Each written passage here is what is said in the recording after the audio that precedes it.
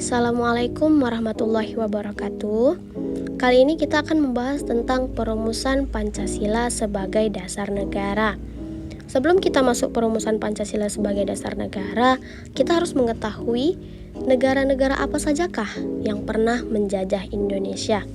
Mari kita lihat. Nah, inilah negara-negara yang menjajah Indonesia. Yang pertama itu adalah negara Portugis dari tahun 1509 sampai 1595. Lalu selanjutnya Spanyol dari tahun 1521 sampai 1529. Yang ketiga itu adalah negara Belanda dari tahun 1602 sampai 1942. Yang keempat itu adalah negara Prancis dari tahun 1806 sampai 1811. Dan selanjutnya itu adalah negara Inggris dari tahun 1811 sampai 1816.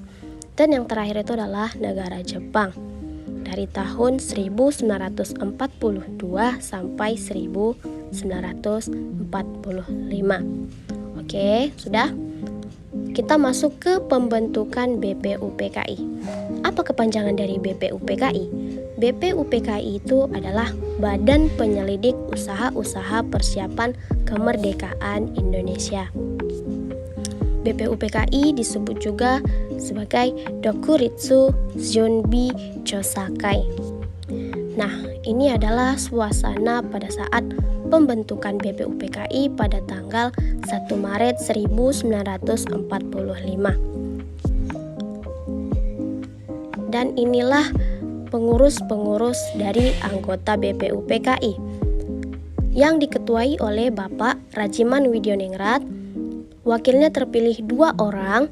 Yang pertama itu berasal dari Jepang, yaitu Bapak Ichi Bangaseyoshio, dan yang kedua itu Bapak R.P. Suroso yang berasal dari Indonesia. Lalu beranggotakan 67 orang. 60 itu berasal dari Indonesia, 7 orang berasal dari Jepang. Nah, ini adalah suasana pada saat sidang BPUPKI yang pertama pada tanggal 29 Mei sampai 1 Juni 1945. Sidang BPUPKI yang pertama ini membahas tentang dasar negara. Lalu, ini adalah foto tokoh-tokoh yang mengemukakan perumusan dasar negara. Seperti yang kita ketahui, foto pertama itu adalah Bapak Insinyur Soekarno, yang kedua itu adalah Bapak Muhammad Yamin, dan yang terakhir adalah Bapak Supomo. Lalu, yang pertama kali mengemukakan rumusan dasar negaranya itu adalah Bapak Muhammad Yamin pada tanggal 29 Mei 1945 secara lisan. Yang pertama itu adalah peri kebangsaan, lalu yang kedua peri kemanusiaan, ketiga peri ketuhanan, keempat peri kerakyatan, kelima kesejahteraan rakyat. Di tanggal yang sama, Bapak Muhammad Yamin mengemukakan kembali namun secara tulisan. Yang pertama itu adalah ketuhanan yang Maha Esa, 2 persatuan Indonesia, 3 rasa kemanusiaan yang adil dan beradab, 4 kerakyatan yang dipimpin oleh hikmat kebijaksanaan dalam permusyawaratan perwakilan, yang kelima adalah keadilan sosial bagi seluruh rakyat Indonesia. Hampir serupa ya, tapi belum, sudah mendekati, tapi masih belum diresmikan dan masih ada yang harus diperbaiki. Lalu selanjutnya itu adalah Bapak Profesor Dr. Supomo pada tanggal 31 Mei 1945 beliau mengemukakan perumusan dasarnya, yaitu yang pertama adalah persatuan, 2 kekeluargaan, 3 keseimbangan lahir dan batin, 4 musyawarah, dan yang kelima adalah keadilan rakyat. Lalu yang terakhir itu adalah Bapak Insinyur Soekarno pada tanggal 1 Juni 1945.